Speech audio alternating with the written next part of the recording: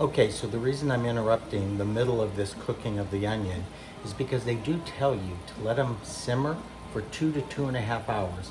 And for those who have followed along on this 52 and 22 cooking challenge, I readily admit almost every single week that I'm a very impatient chef. So hold on, let me just show you what I'm talking about. The fact is, these look done to me, but they're only been in for an hour. So, give me a sec. I'm gonna keep stirring them, but the fact is,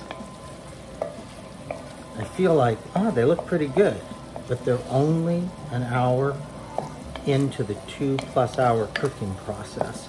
So, I tell myself to just keep stirring to make sure nothing caramelizes around the edge and starts to get crusty, and you can see that olive oil bubbling away.